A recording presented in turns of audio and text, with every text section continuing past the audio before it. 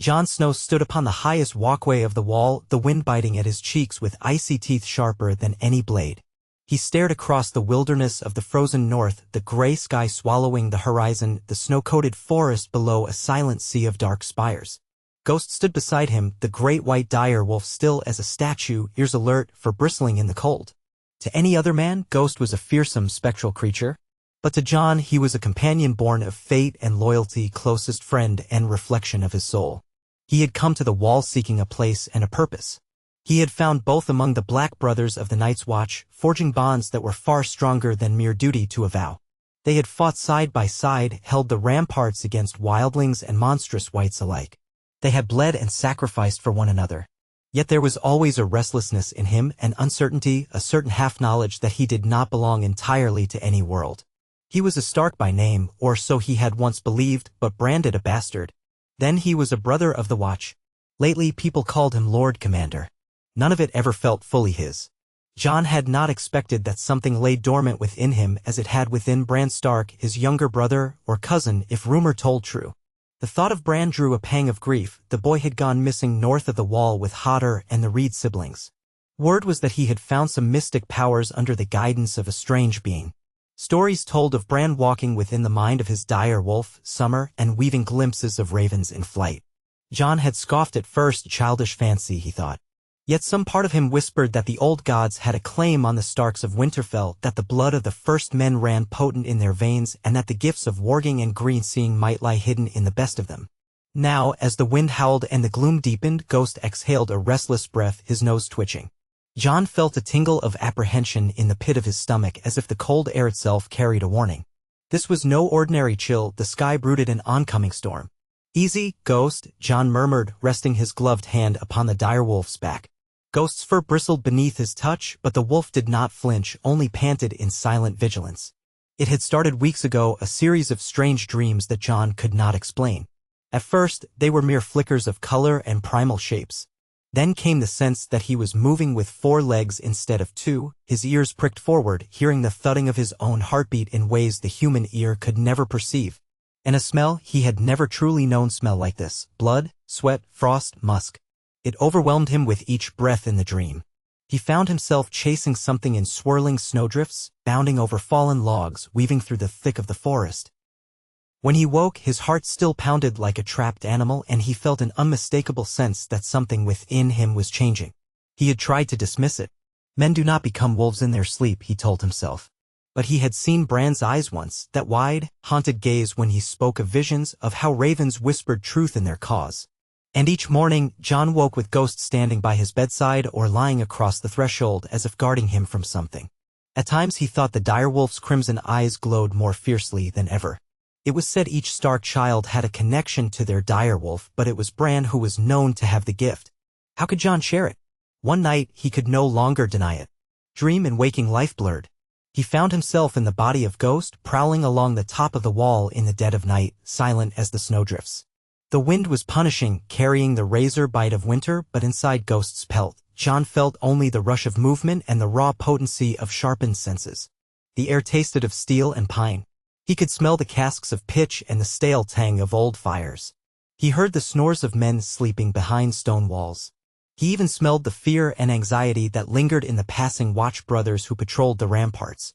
Then he heard a whisper, a faint voice, not his own, as if something ancient were calling for him deep beyond the forest.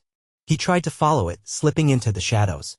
Then he was startled from the vision, jolted upright in his cot in the Lord Commander's quarters. Sweat clung to his brow, and Ghost was at his side, breathing heavily as if they had just run a great distance. Jon knew then that he had warged into Ghost without even trying. The knowledge stunned him. He felt guilt coil in his stomach. He was a sworn brother of the Night's Watch, not some sorcerer dabbling in magic. And yet, House Stark was older than the walls of Winterfell, older than the Watch itself, going back to the days of the kings of Winter who had carved out the northern kingdom under the watch of the old gods. He had the blood of the first men, he must have. Perhaps that was enough. Perhaps this was a secret that had been waiting for him to discover. The vows he spoke at the Weirwood Grove in front of the Heart Tree still echoed in his memory. What if the old gods had heeded him and awakened something deep in his soul? That evening, as the last glimmer of twilight gave way to night, Jon left his quarters and made his way to the courtyard of Castle Black. Ghost followed, patting at his side, silent as a pale shadow. The yard lay mostly deserted, for the men of the watch were either at their posts or asleep, though a few unsavory sorts might be found huddled around a barrel of ale or dice. The air smelled of whetstone and straw. Without a word, Jon opened the gate leading out to the tunnel that cut through the wall. He did not know why he was compelled to leave the safety of Castle Black under the cloak of darkness. But the pull was strong, and in his heart he sensed it came from the same hidden reservoir that had sent him into Ghost's body. Something was calling him north. Something in him wanted to answer. He mustered 2 trusted rangers, Dolorous Ed and one of the newer recruits, a quiet lad named Scannon, and told them he needed to investigate a possible disturbance among the wildling camps in the haunted forest. They did not question their Lord Commander, but Ed's long face grew even longer. "A night ride in the dark, just the thing to cheer my dismal mood," he said with his customary gloom. Jon forced a half-smile, but his thoughts were elsewhere, swirling with possibilities. He did not speak of warging or dream visions. For all the good these men had done, some knowledge might shake their confidence or even provoke fear. He'd reveal it only when he understood it himself. They rode out, 3 men on black horses and 1 dire wolf loping alongside. Once they cleared the great iron gate and moved into the forest, the crunch of snow under their mounts' hooves echoed through the tall pines. The moon was high but wan, slipping between ragged clouds as if uncertain whether to shine or hide. The half-light cast the forest in an eerie glow, turning every trunk into a looming figure. Ghost led, nose close to the ground, occasionally glancing back as if to confirm Jon's presence. Jon kept a hand near Longclaw's pommel, for the forest was never fully safe, especially at night. Time stretched strangely on that ride, as though the forest swallowed whole hours. Jon did not speak, nor did Ed or Scannon, and the hush of the wind was broken only by the distant hoot of an owl. Jon's mind drifted. He felt a dull throb somewhere behind his eyes that grew in intensity the further they rode. He began to sense the swirl of Ghost's thoughts more keenly, as if the barriers between them were no thicker than a pane of ice that had already started to crack. He smelled a faint trace of something in the air, something unfamiliar, musty, like damp fur and old moss. The pull he had felt earlier stirred in his chest again, telling him that they were drawing near to whatever it was that beckoned. They came upon a small clearing where the moon poured down like pale silver. Snow lay in unbroken drifts, except for some twisted footprints, large, inhuman, and leading off toward the deeper forest.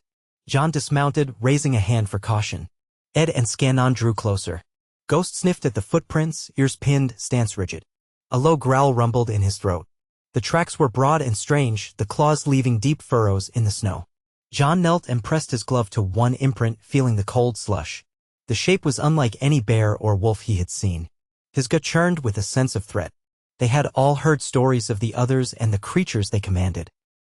He had seen wights, men, and beasts come back from the dead with icy blue eyes.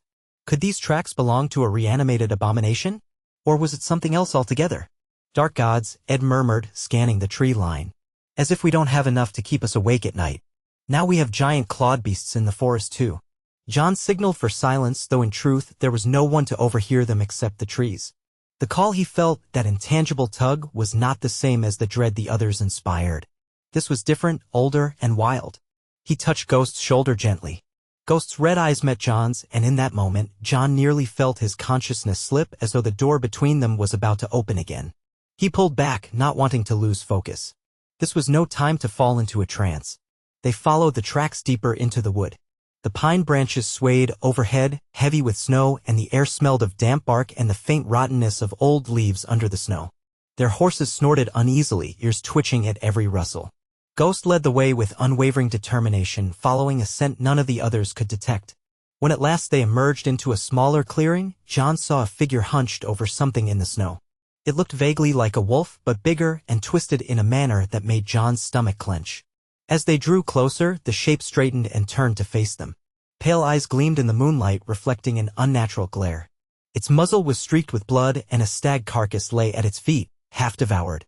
Scannon let out a muffled gasp. Even Ed, usually stoic, muttered a curse under his breath. The thing was a dire wolf, or it might have been, once. Its fur was mottled gray and black, but parts of it were rotting away, revealing patches of bone glistening with frozen gore. The eyes were a terrible, milky white, like pearls of ice. Jon recognized with horror that this creature was dead. It was a wight, a dire wolf resurrected by the dark magic of the others. Before any of them could move, Ghost snarled and bounded forward, fearless. John heard himself shout Ghost's name, but it was too late. The undead dire wolf lunged to meet Ghost halfway. They collided, a flurry of fur and snapping jaws. John and the rangers rushed to intervene. Scannon raised his crossbow, but his hands shook, uncertain if he might hit Ghost by mistake. Ed drew his sword, though steel alone would not be enough against a wight. John knew that only fire or dragaglass could truly kill the dead. John drew Longclaw. The Valyrian steel blade gleamed even in the scant moonlight. He slashed at the white direwolf's flank when it presented an opening, the blade biting deep into the rotting flesh. There was a hiss, a sizzle almost as if the metal had struck ice, and the white snarled in an unearthly voice. Ghost seized the chance to clamp his jaws around the creature's throat, using his powerful legs to try and wrestle it down. The stench was foul, like 1,000 corpses left to rot in the sun. John suppressed his revulsion and slashed again, forcing the undead dire wolf back. Ed and Scannon circled around, but they lacked the weaponry to finish it. They needed fire. "Burn it!" John shouted. "One of you get a torch." Scannon fumbled for the flint and steel. Ed tried to pry the beast away from Ghost, hacking at its side with all the desperation of a man who truly believed this night might be his last. The wight's forepaw caught Ed across the chest, raking through cloak and leather, sending him staggering into the snow. John roared in anger and slashed the creature's flank, drawing its attention away from Ed. The wight turned, maw gaping, revealing rows of broken, jagged teeth. John felt his heart race. This was no normal wolf, living or dead. It had an otherworldly strength and a dreadful sense of purpose. Could it sense the living presence in him, or perhaps the latent warg power? Ghost leapt onto the wight's back, snarling with ferocity unlike anything John had seen before. Together, man and wolf forced it to yield a few steps.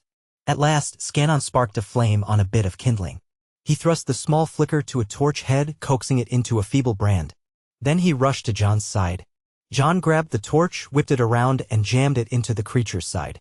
The wight screeched, a sound more akin to ice cracking on a vast lake than any living wolf's cry. The flames licked at its moldering fur, and steam rose where the fire met the unnatural cold. Seizing the opportunity, John hacked again with Longclaw while Ghost tore at the wight's throat. Rotting flesh gave way and the direwolf collapsed in the snow. Still it twitched, jaws snapping mindlessly. John and Scannon pressed the torch in deeper, setting the creature fully aflame.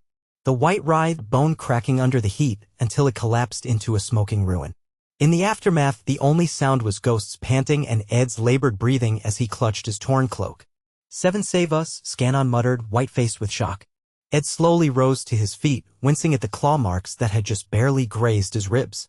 "Next time someone proposes a quick foray into the woods, let's all pretend to be asleep," he said grimly.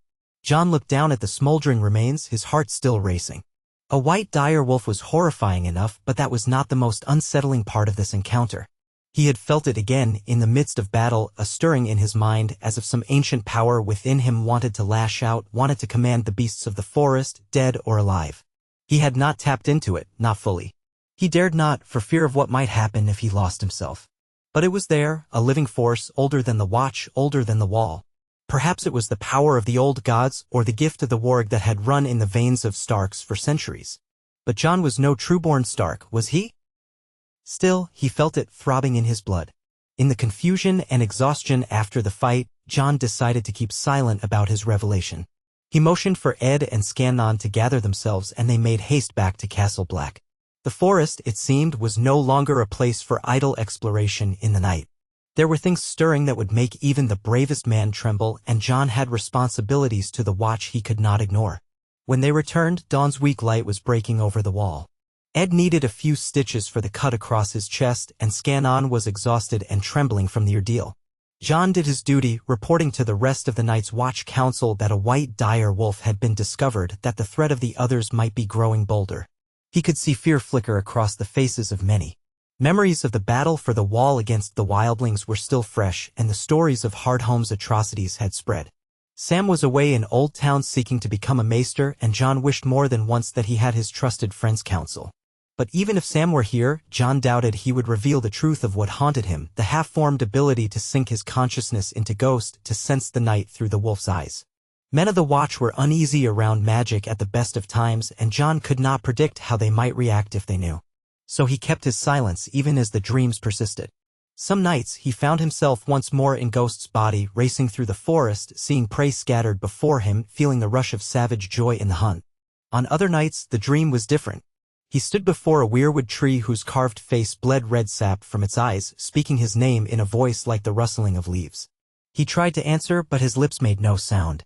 Always, he sensed an urging, as though the old gods themselves beckoned him to come deeper into the heart of the north, to discover a truth hidden beneath the ice and snow. He confided in Ghost. Late at night, after the torches of Castle Black were extinguished and the men were abed, Jon would sit with Ghost in his quarters. "What is happening to me?" he'd whisper, burying his fingers in the direwolf's thick fur. Ghost would gaze at him, silent, unblinking. Jon wondered if there was a part of Ghost that recognized him, not just as master or friend, but as a part of Jon's very soul. Had there been a moment in that last fight, when Ghost attacked the White, that Jon had controlled him? Or had Ghost controlled Jon? The lines were no longer clear. Rumors trickled in from the wildlings who had settled south of the wall, free folk he had led to safety. They spoke of sightings, more white beasts roaming the forests, pale shadows creeping in the distance. Tormund Giantsbane had once called himself the Tall Talker and Hornblower, a man who boasted of wrestling bears. Even Tormund was tight-lipped about these new threats, signifying that fear lay behind his humor. And there were other rumors too, stories of a great gathering beyond the wall, something that might involve the children of the forest or those who wore the skins of animals like cloaks. Whispers said that Bran Stark was out there still, alive and changed, touched by powers older than winter. Each time Jon heard Bran's name, that uneasy spark in his blood flared and his dreams grew even more vivid. At last, the tension in Jon's heart became too great to bear. He had to seek answers or else be haunted forever by the unknown. He resolved to venture beyond the wall again, but this time to go deeper. The rangers under his command would object, he knew.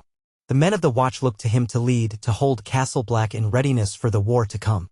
But Jon felt he had no choice. If he truly possessed the power of a warg or something akin to it, he needed guidance. He needed to know if it could be turned to the Night's Watch's advantage, or if it was a curse that would destroy him from within. And if Bran truly lived beyond the wall, perhaps he was the key to unraveling this mystery. So Jon made preparations. He left command of the Watch in the hands of trusted officers, ensuring that they had the means to defend Castle Black if he did not return swiftly. He gathered a small band of loyal men, because gloom and loyalty were his two best qualities. Tormund, who might be more fearless than wise, but at least he knew the wild, and a few others who volunteered for the dangerous journey. They would take pack horses laden with provisions, furs, and dragonglass weapons. Ghost would go too, of course, loping at Jon's side.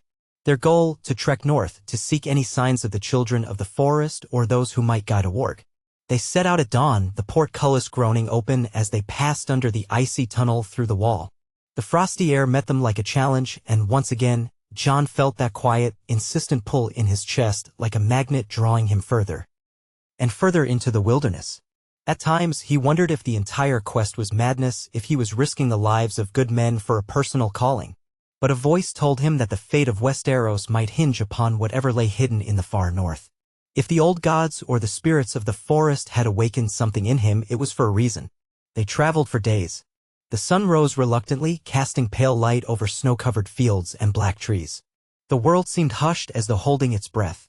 Once they spied a party of whites shuffling across an open plain, former wildlings, half-decayed, led by a towering figure with eyes like shards of ice.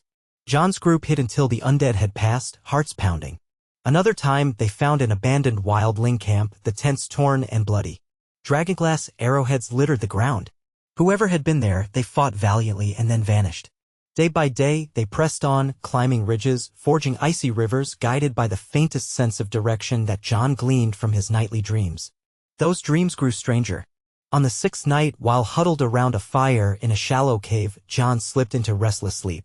He found himself in Ghost again, bounding across the snowy wastes, but there was another presence, faint yet familiar. He saw fleeting images, a raven with 3 eyes perched on a branch, a whisper of rustling leaves, a face carved into the trunk of an ancient weirwood.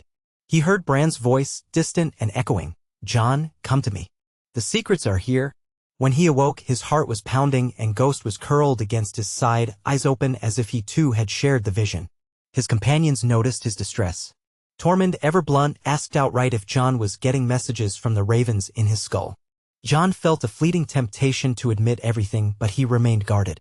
He only said that he believed Bran Stark might yet live and that they had to press on. Ed gave Jon a mournful look. Well, it wouldn't be the strangest thing we've seen, a boy living out here. Could be anything. By the 10th day, the cold was unrelenting and their provisions were running low. The men grew weary, morale thinning with every step. Jon, however, felt the call more strongly than ever. He pushed them to continue, forging ahead through swirling snow. Once, as they navigated a particularly dense patch of forest, Jon sensed eyes upon him. He turned swiftly, hand on long claw, but saw nothing but tangled undergrowth and the gnarled trunks of weirwood saplings. Yet Ghost growled, hackles raised, confirming that they were being watched. Whether it was by friend or foe, Jon could not say. At last, they reached a valley nestled between steep hills of ice-crusted rock. A frozen river wound its way through the center, glittering under a dull sun. Towering conifers lined the banks. Ghost sniffed the air and whined softly as though uncertain. Jon felt a spike in his own heartbeat. There was power here, an ancient hush, as though the entire place was under a spell. He dismounted and motioned for the others to do the same. Tormund surveyed the valley with an uneasy grunt. Feels like a place of old ghosts. They set up a small camp, building a careful fire in a shielded hollow. As dusk approached, a storm gathered overhead, thick gray clouds rolling in to blot out the sky. The wind picked up, moaning across the ice. They hunkered down, feeding the fire and double-checking their weapons, just in case. The sense of an unseen watcher persisted, and Jon was seized by the notion that this was exactly where they were meant to be. Night fell abruptly, the storm swirling around them in a chaotic dance of snow and wind. The world narrowed to the crackle of the fire and the circle of orange light it cast. One by one, Jon's companions retired to their tents, though Tormund grumbled that the north had too many secrets for one man's comfort. Eventually, it was only Jon and Ghost left outside, the flames reflecting in the direwolf's crimson eyes. Jon closed his eyes, letting the wind buffet him, letting himself slip into a calm so profound it almost felt like standing on the precipice of sleep. He reached out in his mind, tentatively, trying to summon the sense of Ghost's presence. Came swiftly, a rushing wave that threatened to drown him. His mind and Ghost's merged for a heartbeat. He saw the campfire from the perspective of a wolf, smelled the tang of singed hair, the sweat of men, the iron of weapons. Then, deeper in the forest, he sensed something else, multiple presences, faint but real, their scent unlike any creature he knew. A swirl of musk and bark and ancient earth. His eyes snapped open. Ghost let out a soft growl. Jon turned to see a small figure stepping into the edge of the firelight. His companions were still asleep, or else so intent on being still that they did not stir. This figure was no taller than a child, with skin the color of moss and large, almond-shaped eyes that glinted with primal intelligence. Thin, wiry limbs, and hair that seemed to be made of vines. A child of the forest. Jon froze, uncertain whether to reach for his sword. The story said the children had once been friendly to the first men, but then waged a war of survival when men began cutting down the weirwood trees. Were they friend or foe now? The child raised a small hand as though in greeting. Jon watched, heart pounding. Slowly, he bowed his head in a sign of respect. Ghost remained tense but did not attack. The child spoke, voice like wind rustling through leaves. "Stark," it whispered, though the word was warped by an unfamiliar accent. "You come seeking knowledge." Jon swallowed hard. He recalled that Bran had told old Nan's stories about the children's magic, their greenseers, and how they once were the true keepers of the weirwoods. "Yes," he replied softly. "I mean no harm. I only want to find my brother, and answers to a power I don't understand." The child turned, beckoning him with a movement of a twig-like arm, then stepped back into the darkness. Ghost glanced at Jon. Jon felt the weight of this decision press heavily on him. Should he follow alone, or wake the others? A small voice told him that this moment was meant for him alone. He might lose the chance if he came with armed men behind him, and the child might vanish into the night. So Jon rose quietly, gave Ghost a reassuring pat, and gestured for the wolf to come.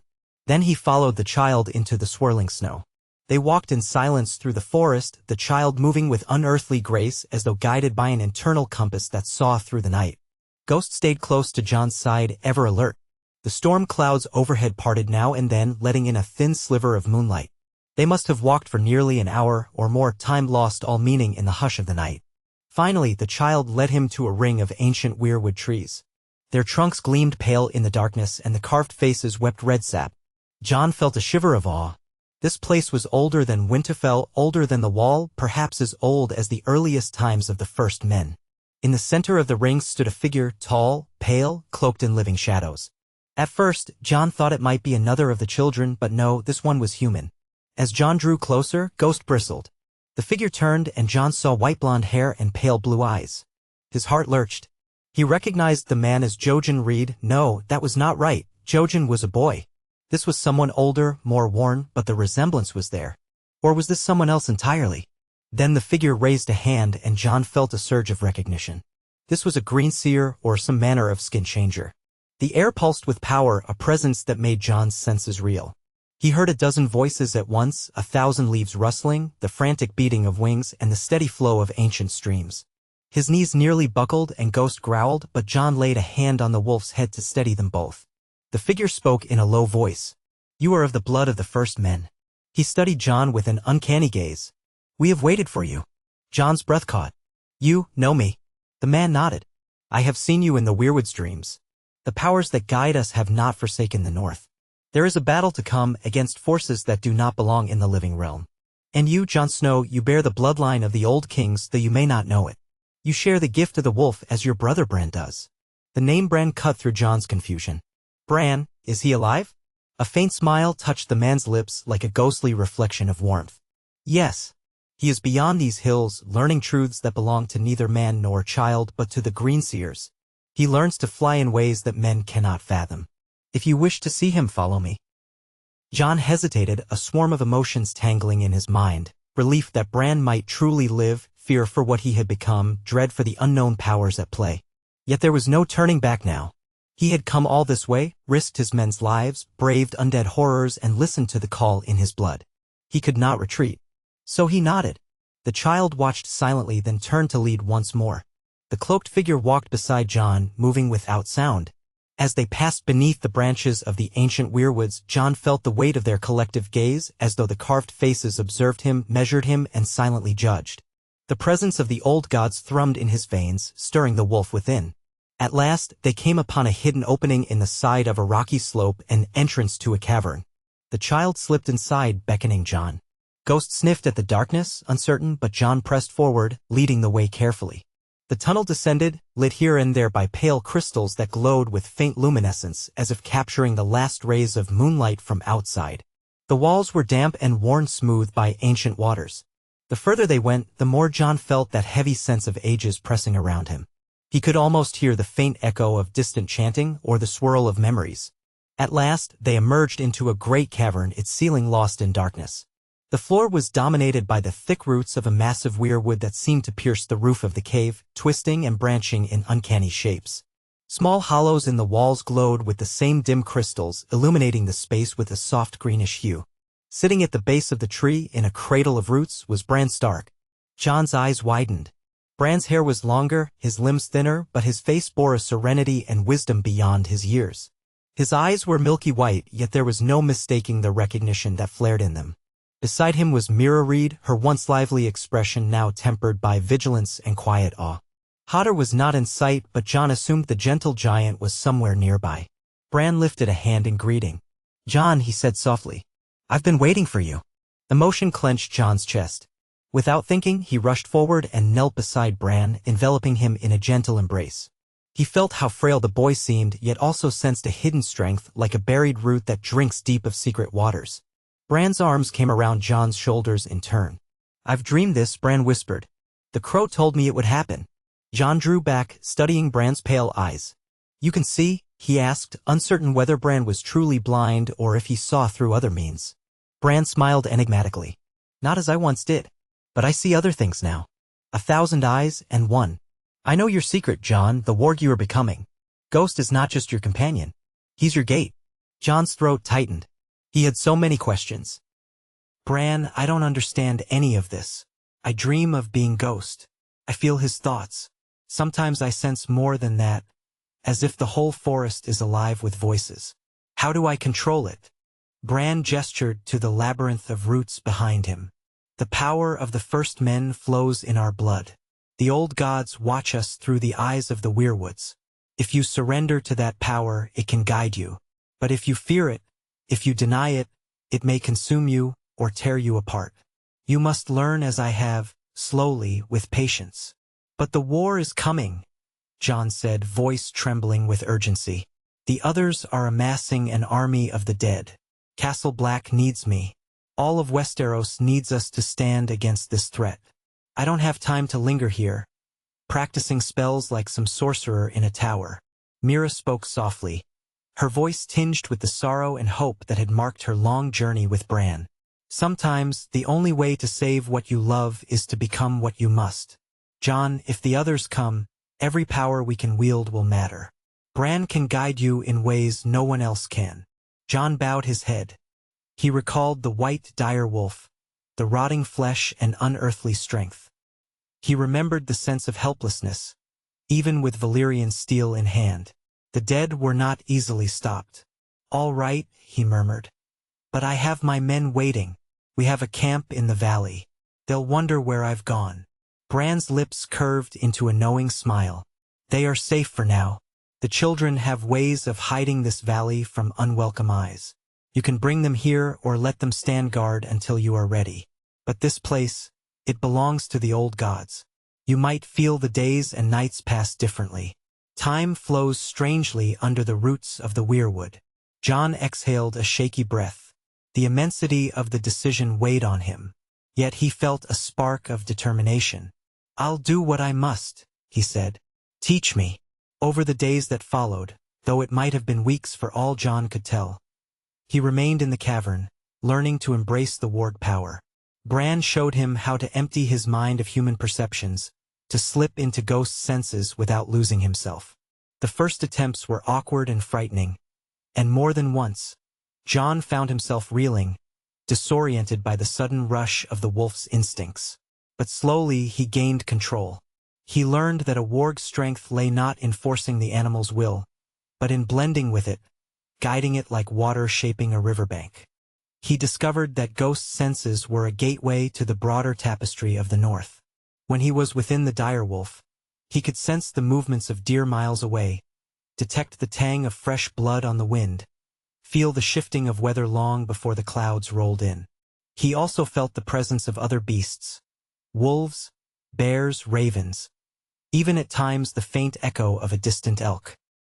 Jon's consciousness could not fully merge with them, not yet, but he sensed the potential as if threads connected all living creatures in these lands. It was awe-inspiring and at times terrifying. Bran encouraged Jon to look deeper still, to touch the weirwood's memories through Ghost's heightened awareness. This was more delicate, for the weirwood contained echoes of thousands of years of history, and Jon risked becoming lost in the swirl of ancient visions. He saw glimpses, a stark ancestor forging a pact with the children, a dark day when the Night's Watch marched forth with torches blazing, an infant left at a heart tree's roots, crying in the winter cold. And once he thought he saw a fleeting image of a baby with dark hair and gray eyes, handed by a dying woman to a solemn-faced young lord. The vision passed too quickly for him to understand, leaving him with a hollow ache and a burning need for answers. In the waking world, Jon spoke often with Bran. They sat beneath the great trunk while the child who had first appeared to Jon watched them from the shadows. Bran explained that the three-eyed crow, once the last Greenseer, had passed on his knowledge to Bran. Now Bran was the Greenseer, though his journey was far from complete. The children aided him, forging a bond as old as the dawn of man. Jon wrestled with the conflict of time pressing upon him. The dead would not wait. He tried to leave the cavern periodically to check on his men, but the passage of time played tricks on him. What felt like hours in the cave might be a day or more above ground. Tormund, Ed, and the others grew anxious, questioning whether Jon was caught in some enchantment. They demanded to see him, to know he was well. Jon assured them it was necessary to continue, that he could not return yet. Tormund, though uneasy, respected Jon's determination. Ed wore his usual long face. Might as well trust him, I suppose. We've come too far to go back. If we die out here, at least it'll make a grim ballad. As Jon's bond with Ghost grew stronger, so did his awareness of a primal fury within him. Each time he slipped into Ghost, he felt the thrill of the hunt, the taste of raw power in muscle and fang. He learned to harness it, letting the wolf's ferocity strengthen his human resolve. In turn, Ghost seemed more attuned to Jon, obeying his silent commands and moving like a living extension of Jon's will. They became a single force, man and wolf, driven by the old god's breath. Yet always there was a shadow looming over Jon's heart. He knew that soon he must return south, for winter was advancing and the threat of the others was not idle. One day, as he emerged from his communion with Ghost, he found Bran gazing at him intently. "It's almost time," Bran said simply. Jon nodded. "I can't stay here forever. The wall needs every sword and every power we can muster." Bran's eyes were distant. "The war will be fought on many fronts, Jon. You have a part to play. So do I. But we must stand together in spirit if not in body. You are a warg, truly. That gift will help you. In time, you might learn even more skin-changing beyond just Ghost if you dare. But for now, Ghost is your anchor." Jon clenched a fist. "I'll use it to protect the realms of men. Is there nothing more you can tell me? No prophecy, no vision of how this ends?" Bran shook his head. "The future is always in motion. I see many paths. Some lead to victory, others to darkness. But your presence here, your acceptance of this power, that changes things for the better, I think." A flicker of determination ran through Jon. For the first time, he felt that he was truly forging his own path, guided not just by duty, but by something greater, an ancient inheritance and a responsibility older than vows or crowns. He embraced Bran one final time, wondering if he would ever see his brother again. Bran's voice grew soft. "Jon, about your parentage. I've seen glimpses. I can't be certain, but Jon stiffened. His parentage was a wound he carried since childhood. "Is it true? That I am not Ned Stark's son?" Bran's milky eyes flickered. "You are of Ned's blood, but also of another's. The visions are muddled. But does it matter? You are Jon Snow, and you are here, serving the realm. The rest is a question for another time." Jon let out a breath. Perhaps that answer would suffice for now. What mattered was the war to come. "Thank you," he said at last, voice hoarse. "We'll meet again, Bran. I swear it." Bran only smiled, a sad, knowing smile. Then he gave Jon a small push on the shoulder. "Go. Save as many as you can. The North remembers." Jon bowed, touching his forehead in a gesture of respect. Then he turned away, Ghost at his side, and made his way out of the cavern. The child who had guided him was there at the entrance, silent as ever. It gazed at him with solemn eyes, then lifted one small hand as if in farewell. Jon paused, feeling a swell of gratitude. He knelt, placing his palm lightly against the child's. "Thank you," he whispered, "for everything." The child's lips parted in a whisper of leaves that might have been a blessing. Then Jon stepped out into the cold daylight, blinking against the glare on the snow. In the valley, he found his companions tense but alive. Tormund demanded answers, scanning Jon's face for signs of madness. Ed was mostly relieved to see him emerge. Jon explained, haltingly, that he had found Bran alive, learning powers that could help in the war. Tormund raised a skeptical brow but seemed impressed that Jon had discovered anything at all in that labyrinth of forest. A hush fell over them as Jon told them they would be returning south to the wall, that their mission was complete. "What about the others?" Ed asked, voice muted by dread. Jon gripped Longclaw's pommel, feeling a surge of resolve he had never known before. "They're coming. But we'll be ready." They broke camp and left the valley with the swiftness of men fleeing a nightmare, yet part of Jon longed to stay, to watch over Bran and learn more. Still, he had a duty. The world beyond the wall was changing. The White Walkers were gathering their armies, and only the living's unity stood a chance of holding them back. That unity would require every edge, every power the North could offer. Jon Snow, now fully embracing his gift as a warg, might be the difference between life and eternal night. The journey back was fraught with dangers. Twice they encountered small parties of whites, and once they heard the piercing shriek of a White Walker from afar, but they managed to avoid direct confrontation. Jon was more attuned to the forest now. At night, he slipped into Ghost's senses to scout ahead, guiding them away from threats that might have been invisible otherwise. Sometimes it meant traveling along precarious ridges or through dense thickets, but they survived. Tormund, though he grumbled about mad wolf dreams, admitted it gave them an advantage. By the time they stood again at the gates of Castle Black, battered by the relentless wind, they were changed men. The sentries looked at them with awe as they passed, for rumors of their extended absence had spread. Some believed Jon had forsaken his vow. Others whispered that he had gone to bargain with dark powers. But as he strode through the courtyard, Ghost at his side, men parted like he was a force of nature.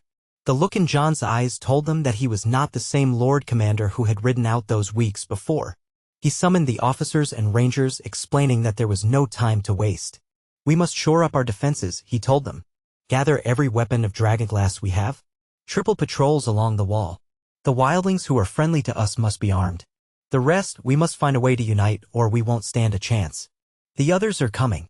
Some men exchanged worried glances. A few looked skeptical. But Ed backed Jon. Tormund boomed, he speaks true. I've seen it with my own eyes. That silenced the naysayers.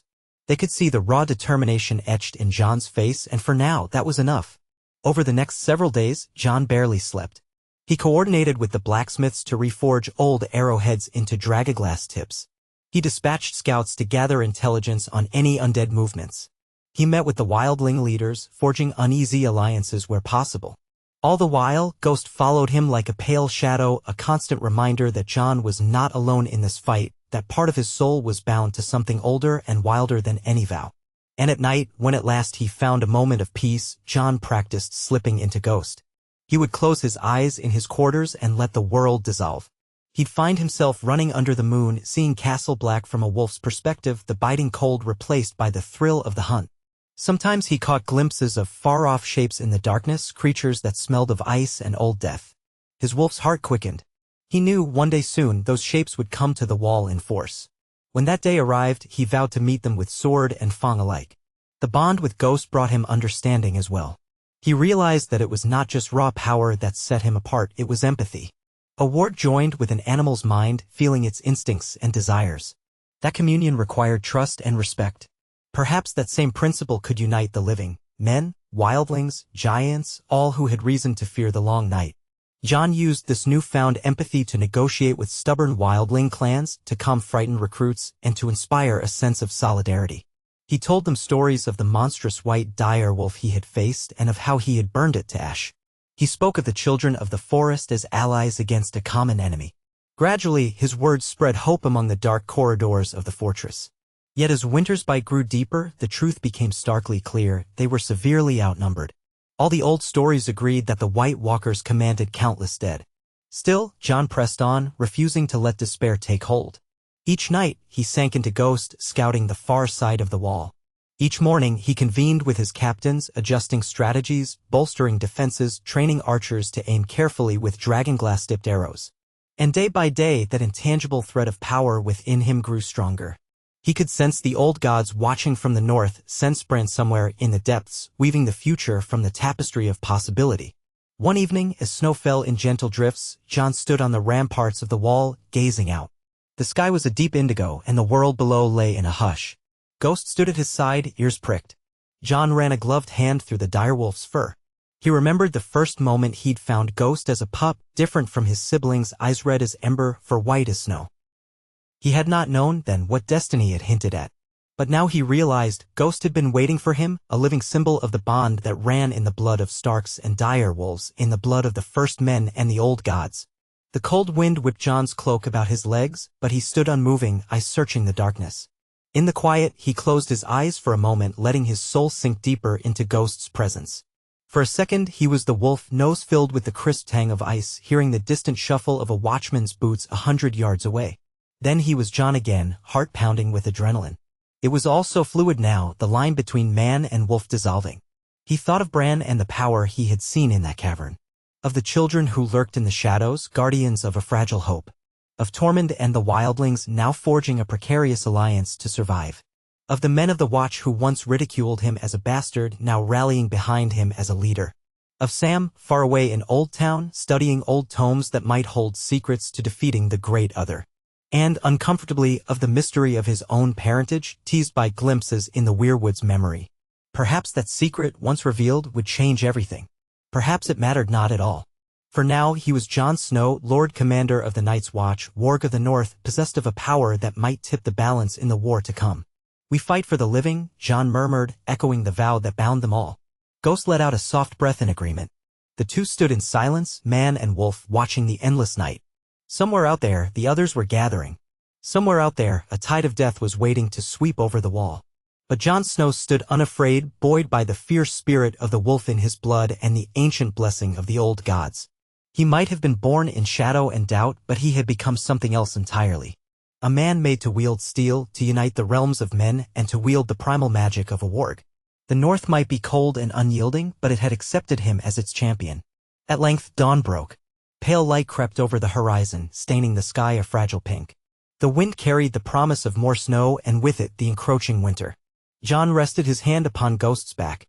They would descend from the wall soon to resume the unending work of rallying men and forging alliances, of training archers and building stockpiles. That day might pass and the next, each one bringing the undead closer.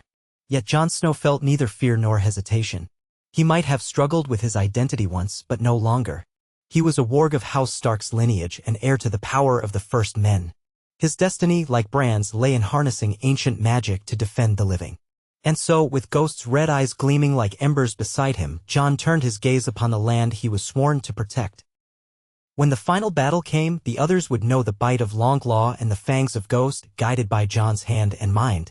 Winter had come, but in the face of that relentless cold, Jon Snow stood resolute, unyielding, and ready to fight for every soul in Westeros. He raised his head, meeting the first rays of the newborn sun. "We are the Watchers on the Wall," he said, voice echoing across the icy rampart. And in that moment he felt the wolf within him stir, strong and steadfast, answering the call with a silent howl that resonated in his heart. In that unity, Jon found hope, a hope that might just keep the darkness at bay if only he held true to the bond he shared with Ghost and the old gods that whispered through the trees. And so his watch continued, the fate of the realm balanced on the edge of a sword and the mind of a wolf. Jon Snow woke before dawn, roused by a restlessness he could neither name nor deny. He left his chambers in the Lord Commander's tower and stepped into the chill darkness of Castle Black's courtyard, where frost glittered upon the cobblestones in a faint glimmer of starlight. His breath came as mist in the thin air, dissolving into the gloom. Overhead, the heavens stretched endless and cold, only a few distant stars visible beyond the black silhouette of the wall.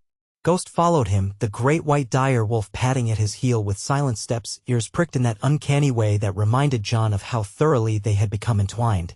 His first thought was to climb the wall. He wanted to look out over the wide wilderness of the north, to test his senses through Ghost's keen nose and see what might be stirring beyond. But the business of the Night's Watch had grown heavy, and so many tasks pressed on his time that even in these quiet moments, responsibility weighed upon him like chain mail. Yet something deeper called him forth, an unspoken urgency in his blood. He passed the guards at the base of the winch elevator with a nod, then strode to the old wooden cage. Ghost jumped in after him, tail flicking, as Jon hoisted the lever. With a groan of ropes, they rose slowly toward the top of the wall, the cold intensifying with every foot of ascent. The men on duty at the top recognized him only by the gleam of his eyes in the lantern light. He was but a shadow in furs, cloak swirling in the gusts. They saluted with a grunt or a nod, and one brought him a torch, which he waved away. He preferred the darkness, as if his eyes were half a wolf's. Standing upon the edge of the wall, he gazed north. The forest stretched out in subdued moonlight, a gray-black sea of treetops. Thin, ragged clouds drifted across the sky, hinting at a coming snow. Jon felt the wind bite his cheeks, heard it moan in the icy ramparts. Ghost's ears twitched, his muzzle lifted to taste the air. Jon slipped a fraction of his awareness into the direwolf's senses, letting Ghost's primal intuition flood him. The wind carried secrets from far away. He smelled the faint tang of old pine, the distant musk of wild creatures, the deeper swirl of cold that sometimes signaled wights on the move.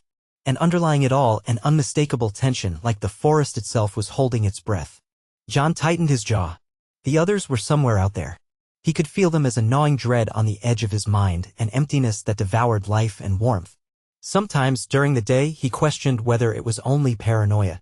But at night, in dream or trance, he knew better. The danger was real, vast, and closing in.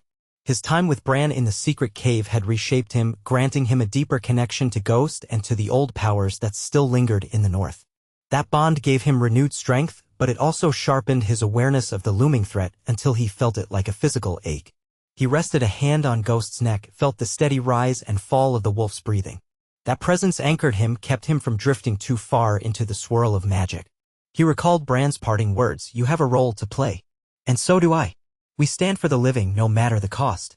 The memory of that cavern, with its ancient weirwood roots and the watchful eyes of the children, lingered still. Jon let out a long breath, heart pounding with fierce resolve. He was not alone in this.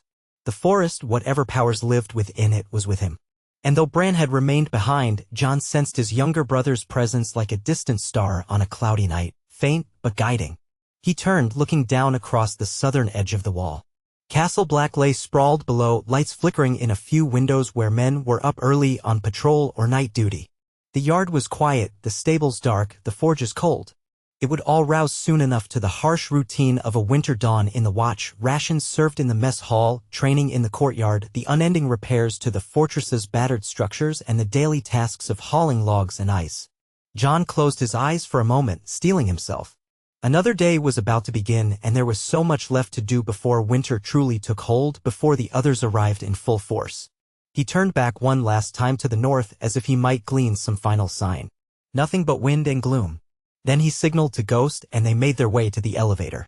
As the cage descended with a loud groan, Jon prepared himself for the duties ahead. His new awareness had improved certain aspects of leadership. He could sense threats more keenly, speak with quiet authority that disarmed even the most stubborn wildlings, but it had come at a cost, near constant fatigue and the weight of secrecy. Most of his brothers knew little of his magical gifts. A few suspected something, but none pressed him. They saw enough to sense he had changed since his return, and in these dire times few wasted breath on questions that might lead to uncomfortable answers. When the elevator thumped to a stop at the courtyard, Jon hopped out, shoulders tense with an almost nervous energy. He glimpsed Dolorset across the yard, hunched in a heavy cloak, wrinkling his nose at a cup of hot wine.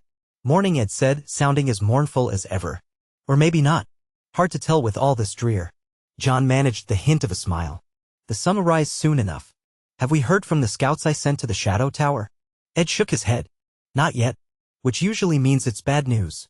Or they fell asleep in a drift somewhere. Though if they have any sense, they'd go as far south as they could.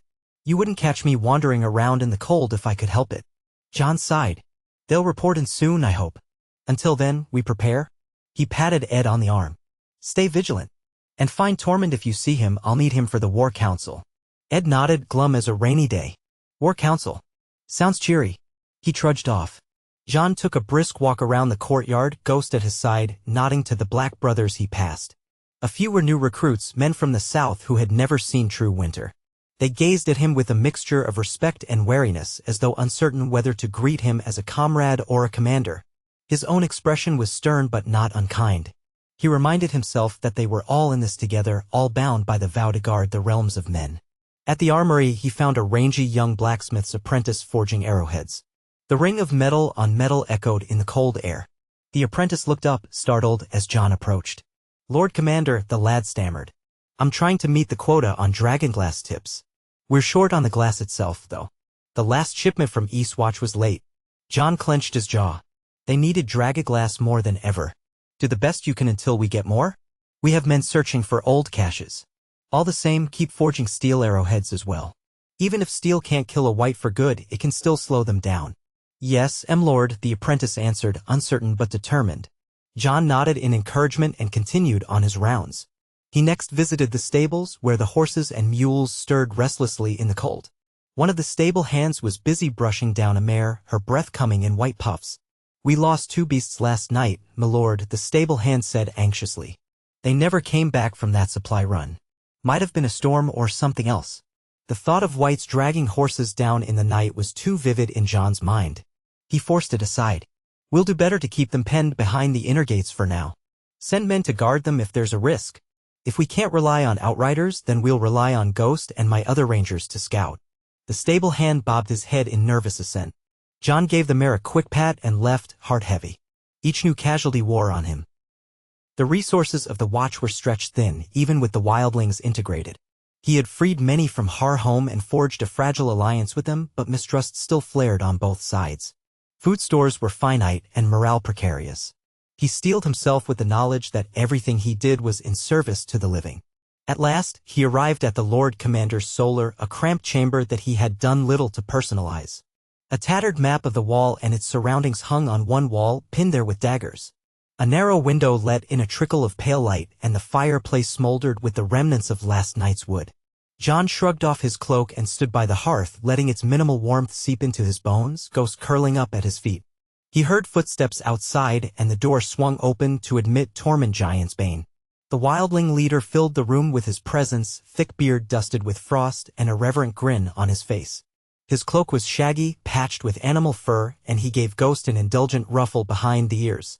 "Snow," Tormund said, his voice booming in the small chamber. "You look gloomier than a crow in a rain barrel. We're not all dead yet." Jon half smiled at Tormund's irrepressible bluster. "I'm surprised Ed didn't greet you first." He's gloomier than all of us combined. Tormund snorted. That one's heart is weighed down by a year's worth of heavy well, never mind. You called a council, so here I am. What's on your mind? Jon gestured to the table with the map. We need to coordinate with the Shadow Tower and Eastwatch. If the others decide to move, they could come at multiple points. The wildlings have told me about hidden passes in the Frost Fangs that might be used. I want to be sure we're not leaving any route unguarded. Tormund's grin faded as he looked down at the map, tracing one broad finger along the ragged outlines of mountains and forests. It won't be easy.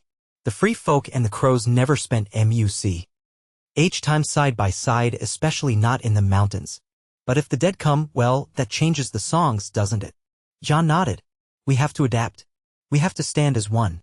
We have some giant clans with us, but not many. They're suspicious even if they're grateful for crossing the wall alive. Tormund scratched his beard. Giants do as they will.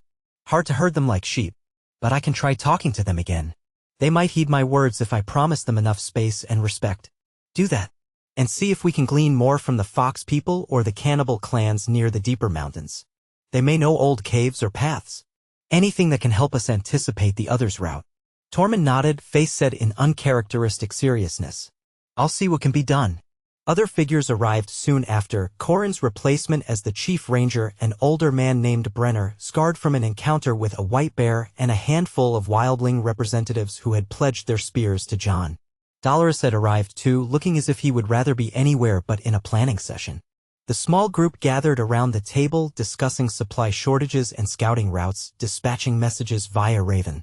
Jon's instructions were precise, shaped by a growing strategic sense that felt almost preternatural. Sometimes he suspected he gleaned flickers of knowledge from the network of weirwoods from the living forest that had once guided the first men. But he told no one of his suspicion, only used it as best he could. The meeting stretched well into the morning. By the end, they had hammered out a plan to intensify patrols at certain weak points and start building new, hidden caches of dragonglass in the forest. They discussed the possibility of contacting allies south of the Neck, houses that might lend men or resources. Winterfell's rightful rulers were scattered or silent. Lady Sansa, last Jon had heard, was in the wind. Arya, too. Rickon's whereabouts were unknown. Bran was with the children. The north was fractious, some lords possibly sworn to the Boltons, others biding their time. But the White Walkers would not care about petty squabbles over lines of succession. When the council ended, Tormund was the last to leave, clapping Jon on the shoulder. Cheer up, Snow. We'll fight them dead men, and then we'll drink ourselves blind. Jon mustered a quiet laugh, though it felt hollow. Aye. Let's hope there's still drink left when it's over. The rest of the day passed in a blur of tasks. Jon walked the ramparts, checking in on the men. He oversaw archery drills in the courtyard, urging the recruits to aim for precision rather than speed. Dragonglass arrowheads were precious, not to be wasted on wild shots. At midday, he forced himself to eat a bowl of thin stew in the mess hall, ignoring the occasional uneasy stare from watchers who sensed there was something different about him. By late afternoon, his limbs felt like lead. The weight of leadership and the half-wolf consciousness that stirred beneath his skin drained him in ways he could barely articulate. Night fell with a bitter wind that rattled the shutters. Jon took refuge in the privacy of his room after ensuring the fortress was secure. Ghost lay near the hearth, tail wrapped around his paws, watchful. The flickering fire cast dancing shadows on the bare stone walls. Jon, exhausted, sank into a battered chair. Thoughts churned relentlessly, the alliance with the wildlings, the uncertain loyalty of men pressed into the watch, the missing scouts, the ominous hush beyond the wall. He pressed his hands to his face, wishing for just a moment of solace. He should write reports, send ravens. But he could scarcely lift his arms. A soft sound drew his attention. He looked up to see Ghost regarding him. The direwolf's red eyes gleamed. There was a gentle push at the edges of Jon's mind, an invitation. Over the past weeks, Ghost had grown accustomed to Jon slipping into his perspective. Perhaps, in his own way, the wolf knew that communion eased Jon's turmoil. Jon's lips curved in a faint smile. He slid from the chair onto his knees, laying a hand on Ghost's head. He closed his eyes, slowed his breathing. Gradually, he allowed his consciousness to blur. The fire's warmth faded, replaced by a more primal awareness of every subtle movement in the room, every scent. He felt the rough stone floor under his paws, no, Ghost's paws, and smelled the musk of his own human body as if it were another person. The flicker of the flames through the wolf's eyes was sharper, more vibrant in the gloom. Ghost's hearing picked up the distant clang of a cup set on a table down the hall, the soft snore of a sleeping guard. The wolf's instincts sighed in contentment. This was home, safe enough for now. Jon let himself drift deeper into Ghost, feeling that sense of liberation that always came with wearing the direwolf skin. Here, there was no burden of rank or endless worry over supply lines. There was only the immediacy of the senses, the comfortable presence of the pack, though the pack was small, just the two of them. And yet, from Ghost's vantage, Jon reached out further, letting the wolf's acute hearing and scent roam beyond the walls of the keep. He sensed men patrolling in the courtyard, caught the pungent odor of horse manure from the stables, the earthy smell of the kitchens, and beyond all that, the faint, far-off breath of the forest.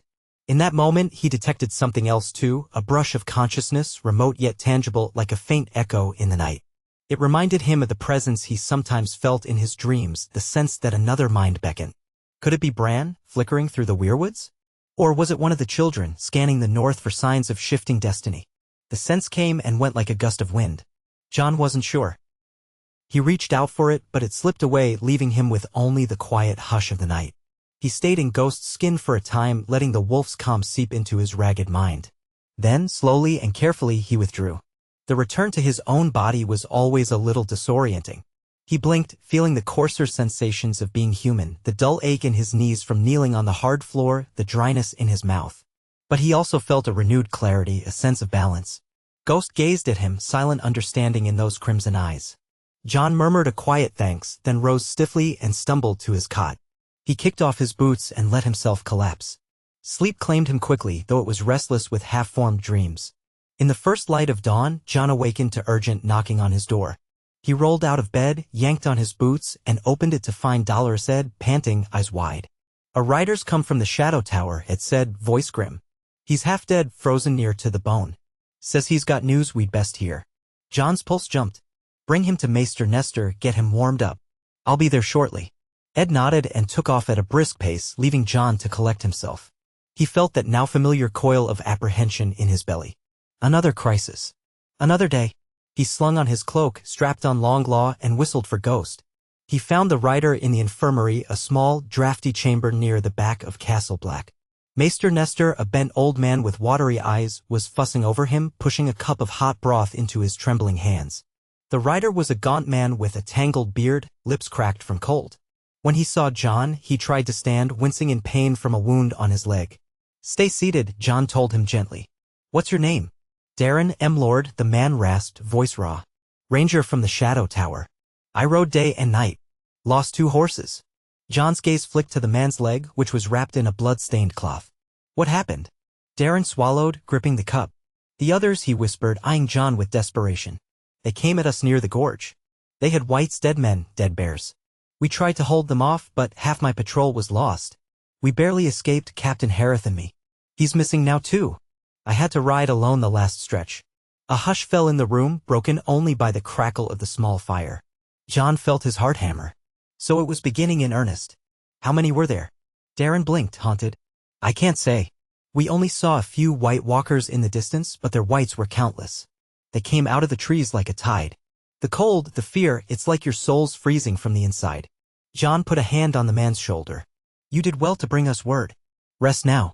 Maester Nestor, see to his wound." The old maester nodded and Jon backed away, his mind already racing.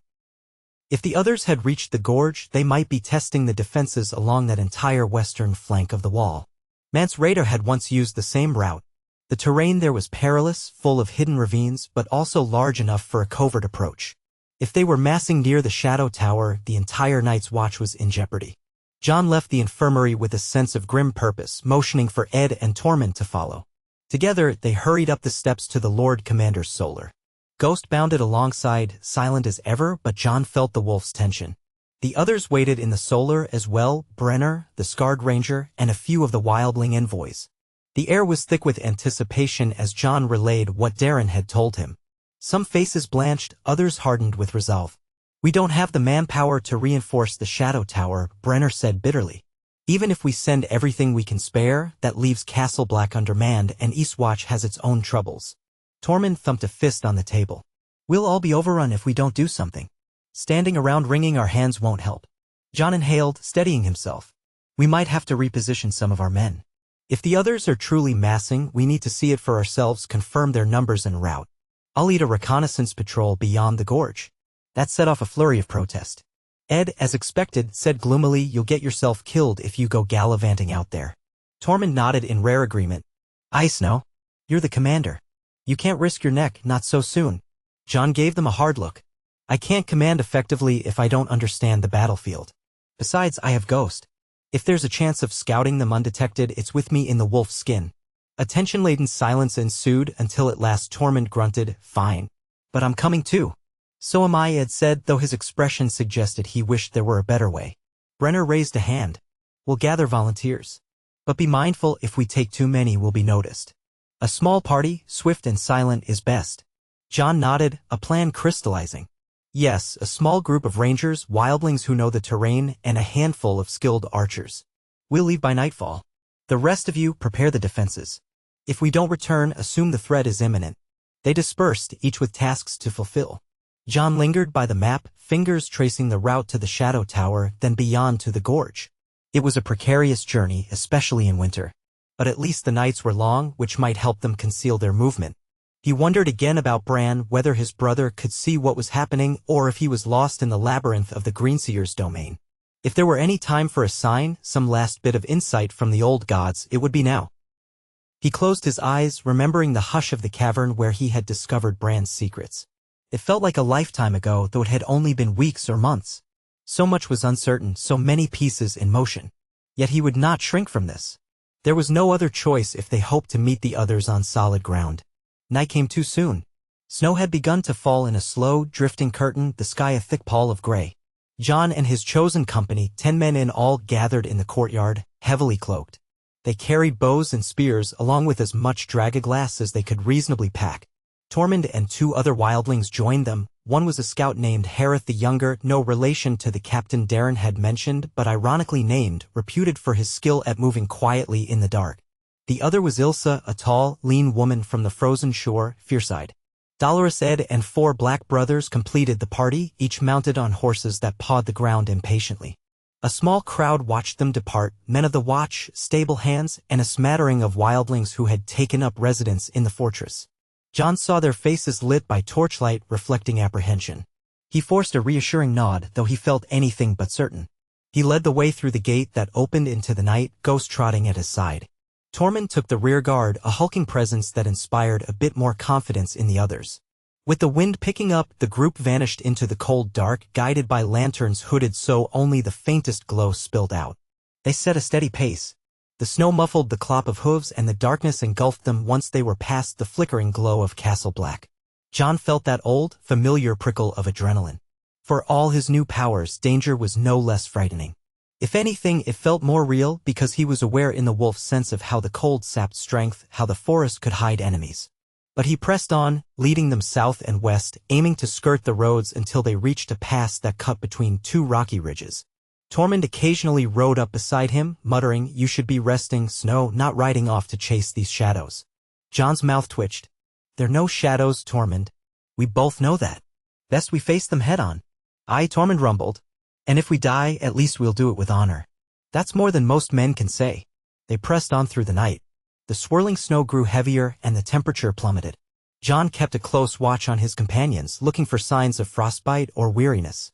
Dolorous Ed wore his perpetual expression of resigned gloom. Now and then he muttered a complaint about how he'd prefer to be mucking stables than freezing to death in the wilderness. Ilsa rode with an intense focus, scanning the trees as if expecting an ambush at every moment.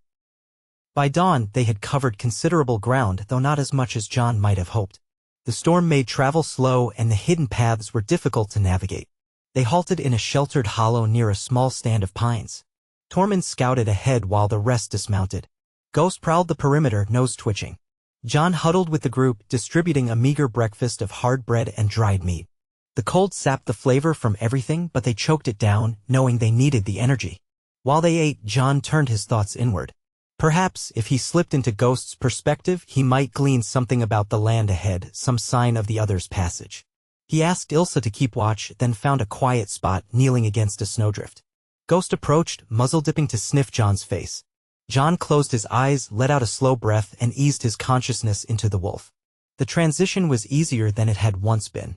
With a flicker of his mind, Jon felt the world sharpen. The cold was still there, but Ghost's thick fur insulated him. He lifted his head, tasting the air with an array of scents that no human nose could parse. The forest came alive, the faint musk of a fox somewhere to the north, the pungent aroma of pine sap, the underlying mustiness of old leaves rotting beneath the snow. He padded a few steps away from the camp, ears perked. The hush of dawn pressed around him. He opened himself wider, trying to sense if there was any sign of the others. Their presence often came with a preternatural chill, a certain tang of ice that was unnatural even in winter. At first, all he felt was the slow breath of the forest. Then, faintly, he caught a trace of something that made Ghost's hackles rise. A scent like brittle cold, edged with decay. It was distant, but enough to quicken the wolf's heartbeat. There was a weight to it, a sense that whatever caused that smell was not quite living. Jon peered through Ghost's eyes, scanning the trees. Nothing moved, but the sense of uneasy stillness lingered. He withdrew slowly, letting his mind return to his own body. The abruptness of human senses made him shiver anew. He flexed his stiff fingers, exhaling a shaky breath. The others noticed. "Did you see anything?" Ed asked, voice subdued. "Nothing immediate," Jon replied. "But they're out there. Possibly north of us or even further west. I can't be sure. We'll keep going. Stay vigilant." They saddled up again. Tormund returned from his quick survey of the path, reporting an incline ahead but no immediate threats. The group moved on, forging a winding route through the snowy pines. The hours dragged. The sun, pale and distant, did little to warm them, and the wind cut like knives. When midday came, it was almost indistinguishable from dawn or dusk, the entire sky a uniform sheet of gray. At last, they reached a crest that overlooked a broad sweep of land sloping down toward the horizon. Somewhere in that direction lay the Shadow Tower. Between them and the tower was rugged terrain. Valleys, frozen rivers, and pockets of dense forest. Ilsa pointed out a thin white line that might have been the gorge. It was said the others had been spotted near there. Ghost stood at the edge of the ridge, ears forward, a low growl in his throat. Jon squinted. He felt a prickle of dread, as if his body or mind sensed something even if his eyes did not. He dismounted, motioning for the others to do the same. Together, they edged forward cautiously. The wind carried a faint, acrid smell that set nerves on edge.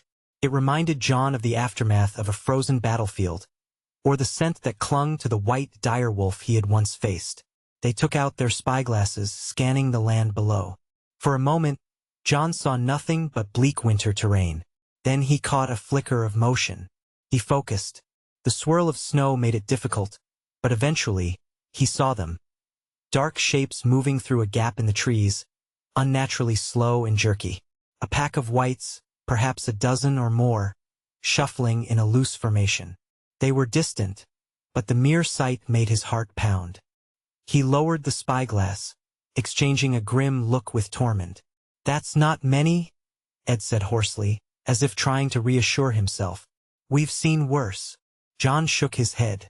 "Where there's a few, there could be more, and White Walkers could be with them." Tormund's face was set in a scowl. "If we engage them now, we risk drawing the rest on us.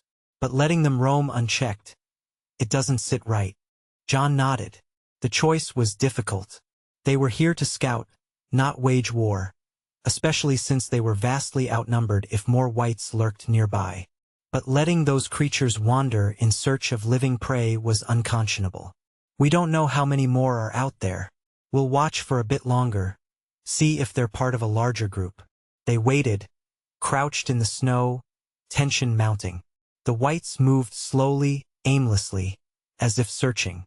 Occasionally, Jon saw glimpses of shapes in the swirl of white.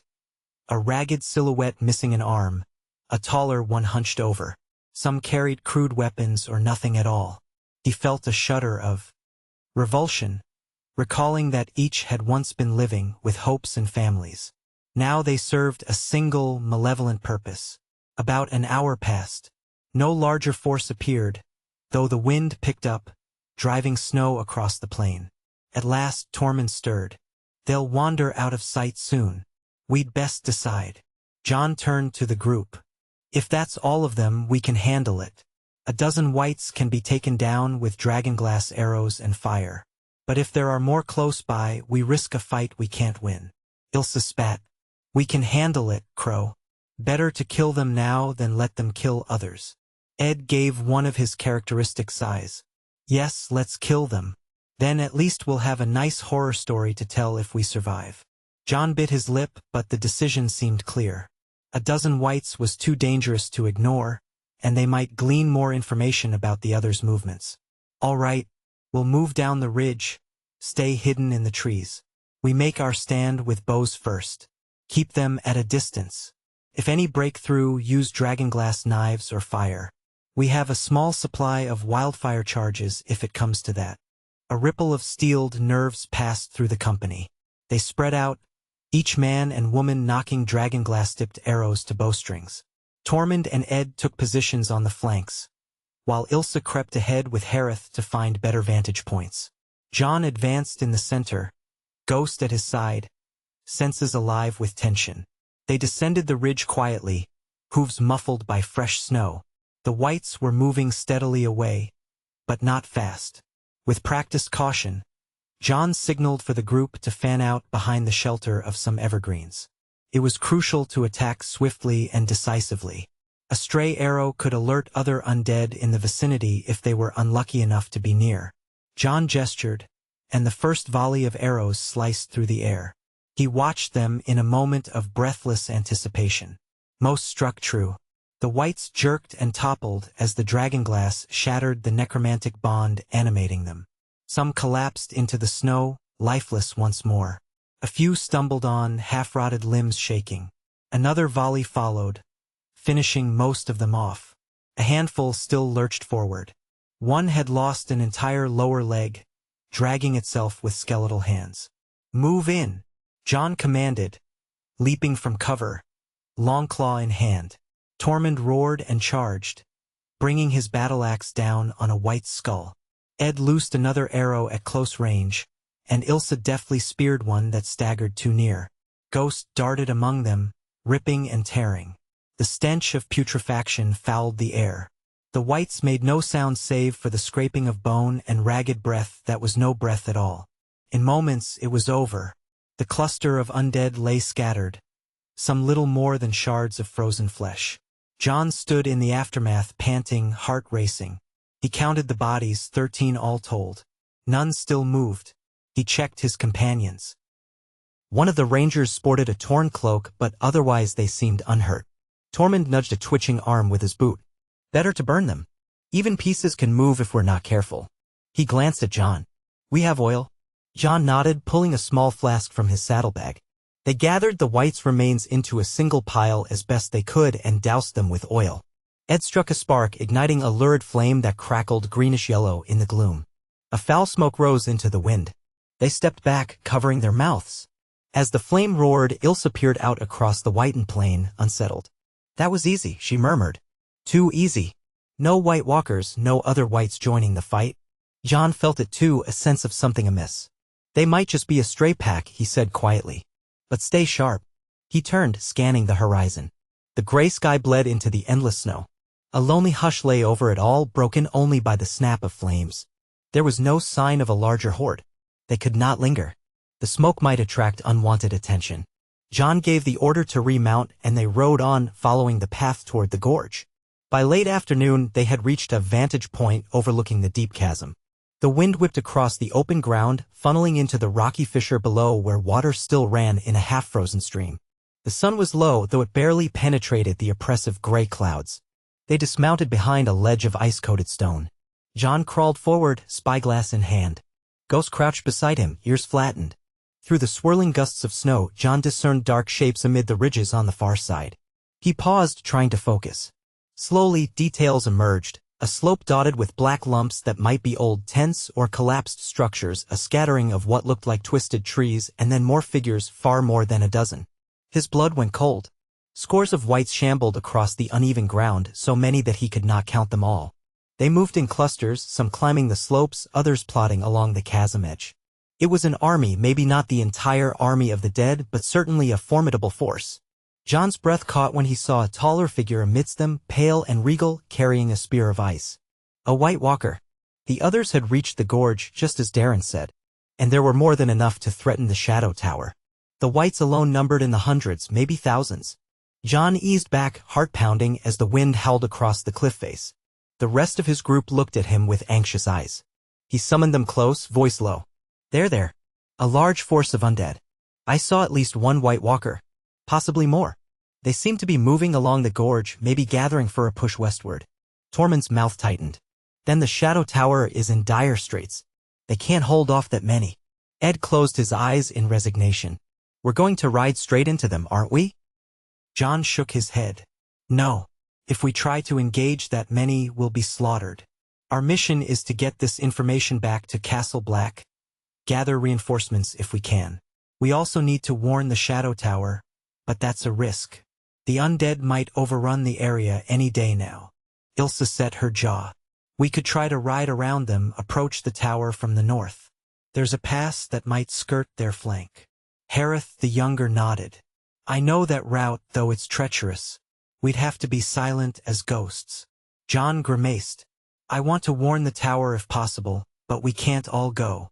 Splitting up is dangerous, but staying together is no safer. We can't move a large party unseen around so many whites. We'll decide carefully. Tormund spat. I'm not running from them. Jon placed a hand on Tormund's arm. We're not running. We're acting strategically. The living must survive to fight another day. But we can't abandon our brothers at the Shadow Tower, either. In the end, they formed a plan. Jon and Tormund would lead the majority of the group back toward Castle Black with all haste, delivering the urgent warning. Meanwhile, Hareth and Ilsa, both skilled in stealth, would attempt to reach the Shadow Tower by the hidden pass.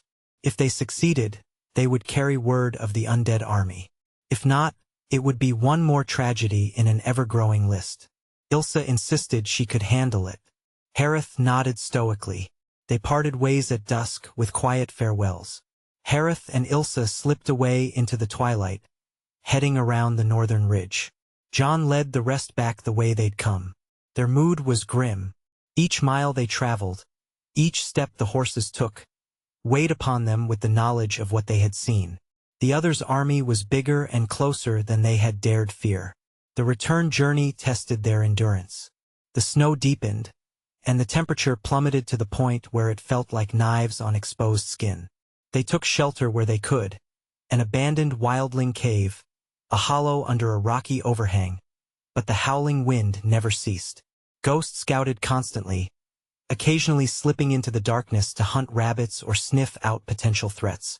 Jon took advantage of those moments to merge with Ghost's senses, gleaning the lay of the land ahead, ensuring they were not stumbling into more undead forces. It left him tired, but the advantage was undeniable. Late one night, he drifted off in a shallow cave, only to jolt awake from a dream of swirling snow and a voice calling his name. Not a living voice, something more distant, as though carried on a cold wind. For a moment he thought it might be Bran, or perhaps the old gods themselves. His heart thundered, and he sat up, sweat chilling on his brow. The others slept fitfully around him. Ghost was there, blinking, head cocked as if he sensed Jon's distress. Jon reached out, stroked the direwolf's fur, wishing the dream could have been clearer. Whether it was a warning or some deeper prophecy, he could not know. They pressed on. The nights and days blurred together. Eventually, they neared the outskirts of the haunted forest that bordered Castle Black. Jon recognized certain landmarks, an outcropping shaped like a boar's head, a partial ruin that might once have been a watch post. Relief stirred him at the thought of being close to friendly ground. Yet at the same time, dread prickled his mind. They carried dire news, an undead army at the gorge. How would the Night's Watch with their meager forces ever repel them? On the final day, the storm abated just enough for them to make decent time. They emerged from a stand of evergreens to see the looming mass of the wall in the distance, its icy face tinted gray under a sullen sky. Castle Black was just visible, its towers dwarfed by the Great Barrier. Jon felt an odd lump in his throat at the sight of it, home, such as it was, and possibly the last refuge of the living in the north. They rode hard. The gates opened at their approach, and watchmen hurried to help them stable their exhausted horses. Jon dismounted stiffly, nearly stumbling from fatigue. Tormund let out a low grunt of relief. Ed slid off his horse, shaking ice from his cloak. Men crowded around, eager for news. Jon shouted for them to give space, that he must see the officers at once. They made their way inside, where the warmth, comparatively speaking, was almost disorienting. Jon's limbs tingled as blood flow returned. He turned to a lieutenant and said, "Gather the rangers and captains in the common hall." Now. Within half an hour, a tense assembly filled the common hall of Castle Black. Ranks of black-cloaked brothers, wildlings, and a few curious souls jammed the space, the air thick with anxious murmurs. Jon took his place at the head, Tormund flanking him like a grizzled sentinel, Ed looking on with an expression of resigned dread. Ghost lay at Jon's feet, muzzle on his paws, eyes shifting warily. Jon raised his voice so all could hear. "We've scouted near the gorge. The others have amassed a force of whites, hundreds, likely more, led by White Walkers. The Shadow Tower may already be under threat. We sent 2 scouts to warn them. We can't be sure they made it." A ripple of shock and fear spread through the crowd. Some looked as if they might bolt from the hall. Others squared their shoulders. The hush became heavy, expectant, as if everyone waited for an impossible solution. Dolorous Ed cleared his throat. "So, that's our good news for the day." Tormund stepped forward, voice booming. "We stand at the edge of a new war, crows and freefolk together. If we don't fight side by side, we're all doomed. We need to fortify the Shadow Tower if it's not already lost. We need to prepare Castle Black for a siege of the dead. We need to gather every able body with a sword or a bow." Brenner, the scarred ranger, exchanged looks with some of his fellows. "We have maybe 300 men here, all told, plus wildlings. Eastwatch can spare some, but they have their own front to guard." "And what about the lords of the north?" asked another. "Aren't we better off sending ravens south, begging for help?" Jon grimaced. "We can send ravens, but I doubt we'll receive enough reinforcements. The north is scattered and many southern lords still don't believe the threat is real. They're mired in their own politics. We can't rely on them." A low murmur of anger and despair rippled among the men. Someone shouted, "What about the king in the south? Or the dragon queen across the sea?" Tormund spat on the floor. "All the kings in the world won't matter if the dead come and find us divided. Don't wait for them to save you." Jon let the silence stretch, then spoke with quiet urgency. "We have an advantage, we know they're coming and we know the terrain. We have dragoglass and Valyrian steel weapons. We've prepared as best we can. If the others break through the Shadow Tower, they'll likely follow the line of the wall or push inward. Castle Black must be ready to receive refugees, defend the realm, and stand as a beacon of resistance. Whether it's for a week or a month, I can't say." Brenner folded his arms. "We could attempt to ride west with a relief force, but that would weaken Castle Black. It might be futile if the tower's already overrun." "That's true," Jon said. "Yet we can't simply abandon our brothers there. We should organize a relief column of volunteers. If the Shadow Tower stands, we reinforce it. If it's fallen, we withdraw and destroy any whites we can along the way." A heavy pause. Then men began volunteering. Some did so out of duty, others out of stubborn courage, still others out of desperation to do something instead of waiting to be attacked. Tormund offered to lead them. Jon nodded, relieved that Tormund's formidable presence would rally the wildlings who participated. Brenner, too, committed to the cause, along with a handful of rangers. They agreed to leave at first light. The rest would remain, strengthening Castle Black. The meeting broke, men dispersing with grim determination. Jon sagged against a wooden post, exhaustion and dread pulling at him like anchors. Ed approached, holding out a mug of hot spiced wine. "Drink this. It might not save your life, but at least you'll be warm." Jon accepted it with a weary grin. "Thanks." He sipped, letting the heat settle in his chest. "This is the part one hate most, waiting. Sending men into danger. We can plan all we want, but the others don't care about our plans." Ed shook his head. "No, they don't. But you're doing what must be done. Not many can say that. I'll remain here and do my best to keep the men from losing hope. Though if you ask me, hope is always the first to freeze." Jon clapped him on the shoulder. "Keep the gloom up, Ed. It might keep everyone else too scared to panic." Ed almost managed a small smile. "If you say so." They parted ways. Jon returned to his solar, mind swimming with possibilities and strategies.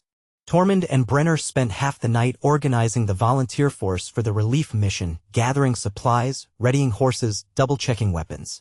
The yard bustled under torchlight.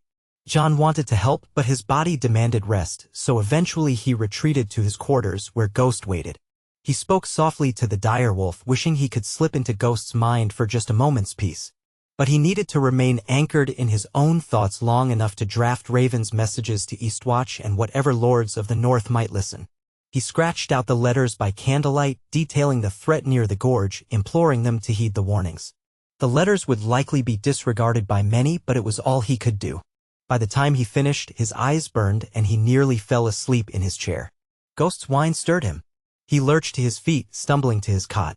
He collapsed onto it, not bothering to remove his cloak. Sleep enveloped him in an instant. His dreams were turbulent. He saw the white dire wolf that had haunted his earlier days at Castle Black, lunging at him with jaws snapping. He saw Bran, eyes white with power, calling his name from beneath a weirwood tree that bled red sap. Then the images shifted to an endless expanse of snow littered with corpses, men of the Watch, wildlings, southerners, all frozen in a silent tableau. A white walker strode among them, spear of ice glinting.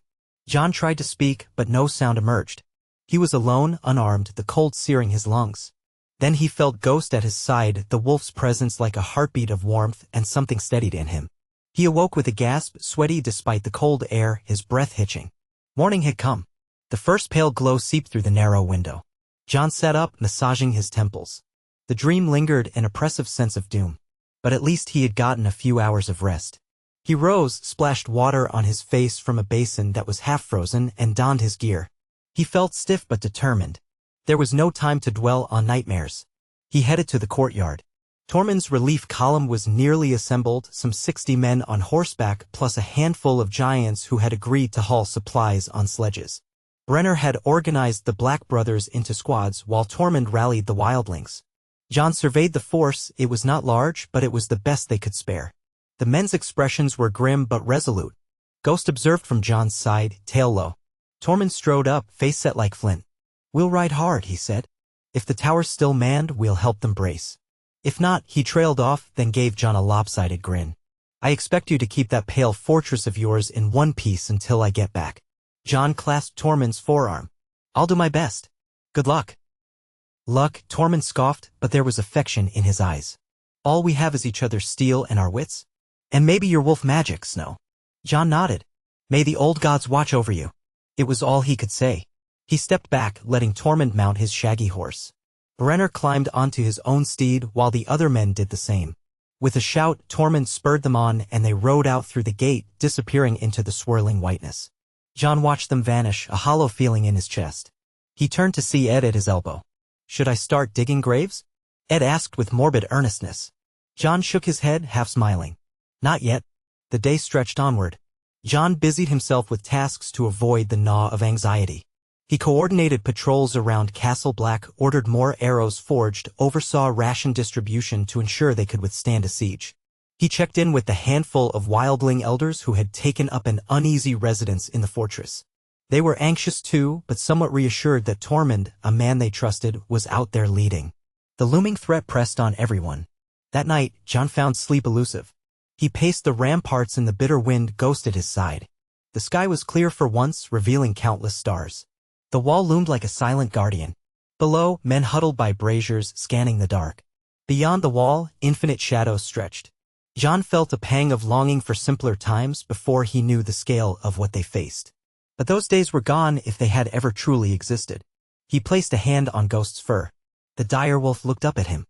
Jon considered merging minds, but the swirling conflict in his own thoughts made him hesitate. He did not want to burden Ghost with that turmoil.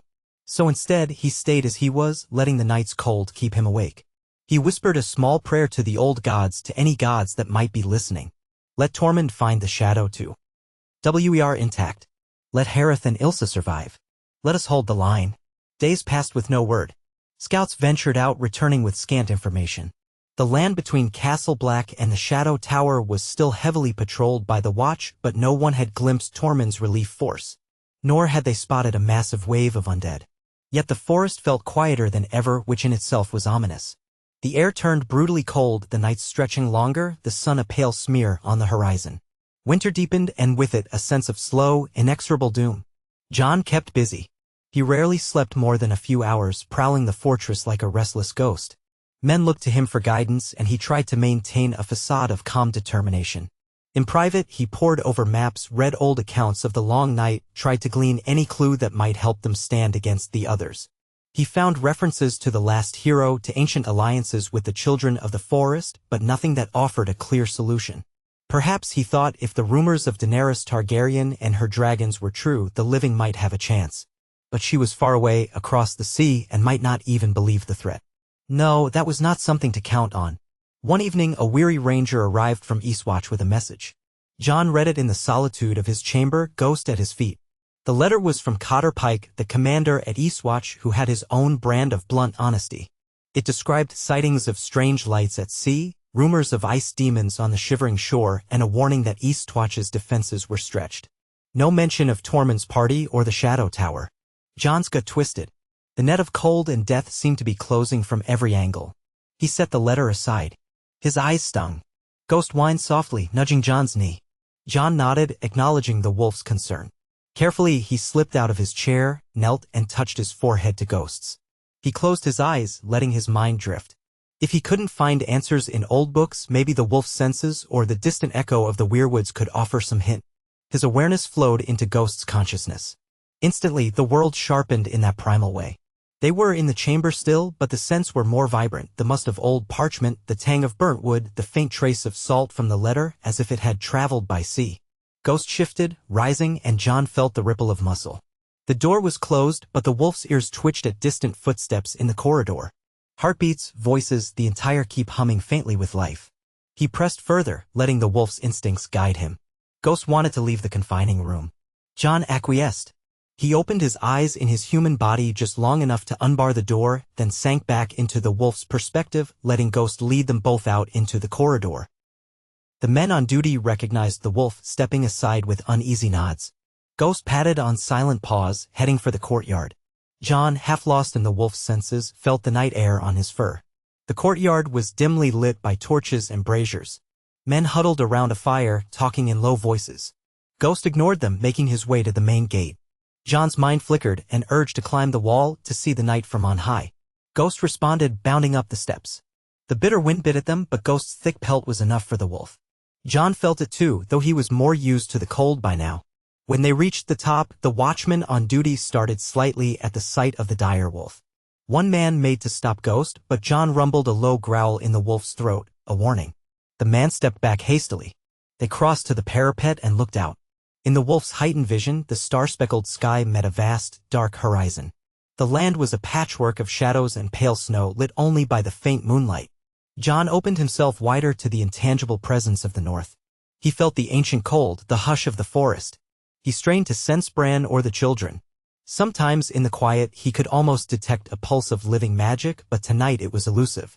Only the wind answered and the distant creaks of ice. Ghost whined softly, then turned his gaze southward, scanning the terrain beyond the fortress. Jon felt a sudden pang, some flicker of awareness. The hair rose on Ghost's nape. Through the swirl of night air, a scent reached them. Jon couldn't place it at first, but it carried the tang of blood, sweat, despair. Men approaching from the south. Or from the forest near the road that led to the Shadow Tower. Ghost's keen nose was certain. The watchman on the wall had not yet spotted anything, but Ghost had. Jon's heart hammered.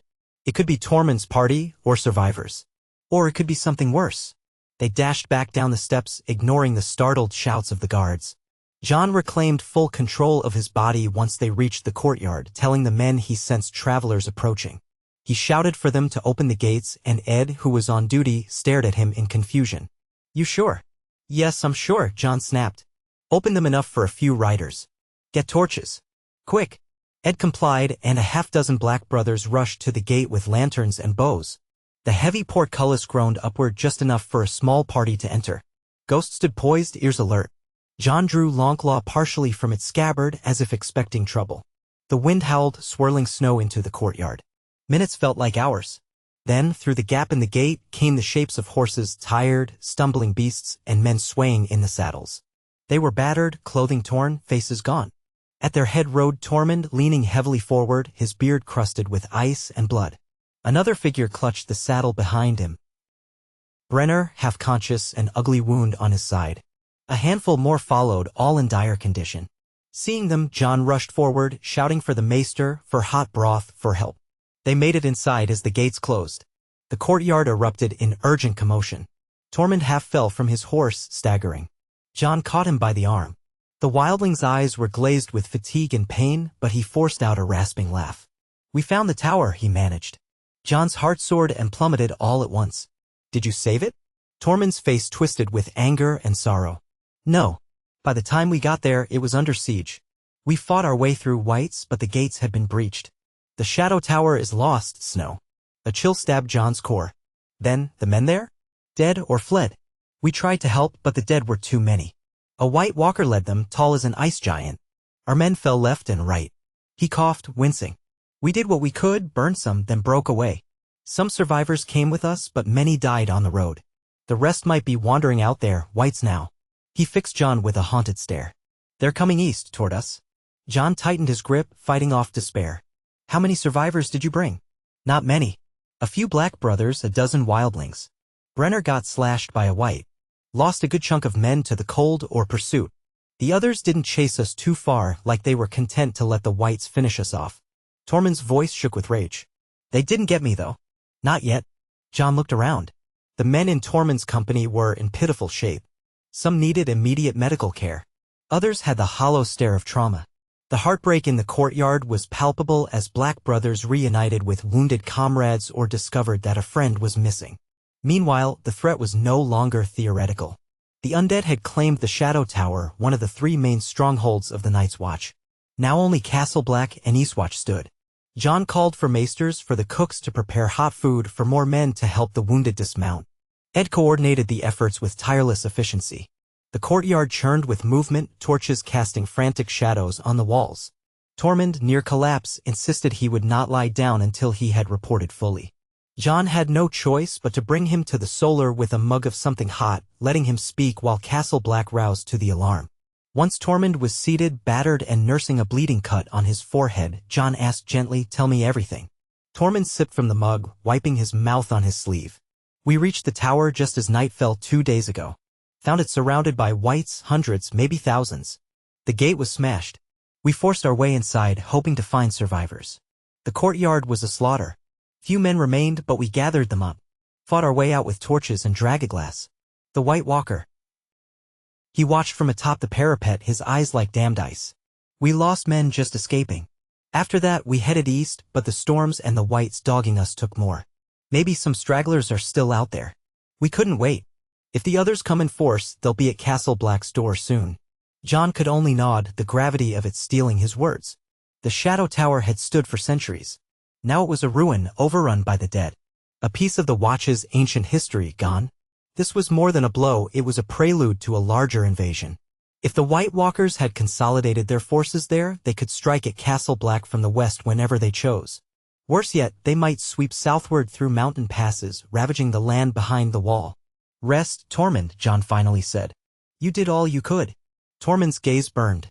Aye, but is it enough? Will anything be enough? His shoulders sagged. We're trapped between them and the ice. There's nowhere left to run unless we flee the wall entirely and let them pour into the kingdoms. But I know you, Snow. You won't do that. Nor will I. Jon felt an answering fire in his chest. We'll make our stand here. If this is where we fight the war for the living, so be it. We have to hope that Eastwatch holds, or that help might come from the south. Tormund gave a grim chuckle. Hope. The thinnest meal of all. His face softened. I've grown to trust you, Jon Snow. More than I ever trusted a crow.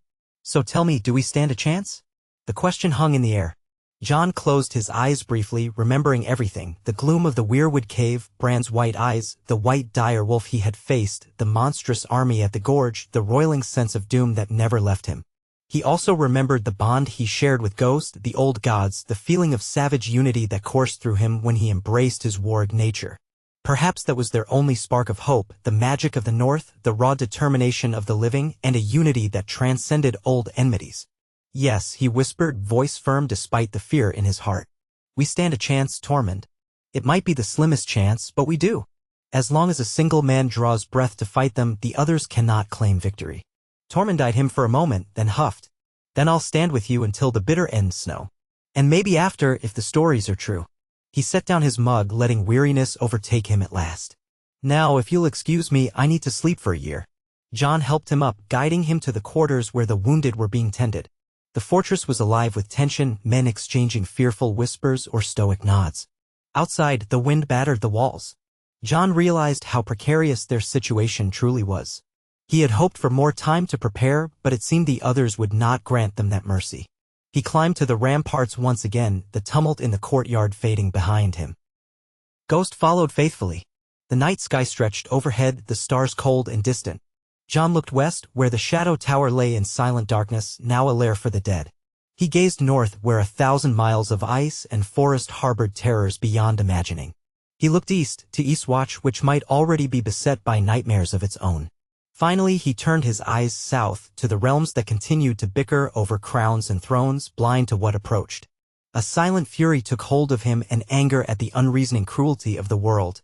But also, in its midst, a spark of defiance. He gripped the parapet, knuckles white, and let the wolf stir in his blood. Somewhere beneath the old god's watchful presence, he could almost hear Bran's voice, or feel the faint echo of the children's magic. In that moment, he spoke, though no one stood near to hear. "Come then. We will stand. We will not yield." Ghost raised his head, muzzle parted in a silent snarl, as if answering the vow. The wind whipped at Jon's cloak. High above, the moon glimmered on the endless ice of the wall. And somewhere, in the great expanse of darkness beyond, the others stirred, an inexorable tide of death marching nearer with each passing day. Jon Snow stood on the ramparts until the chill sank to his bones. Then, with resolve forged by the ancient flame of the north, he turned away and descended the stairs into the heart of Castle Black, where the living huddled in fear and hope, waiting for dawn.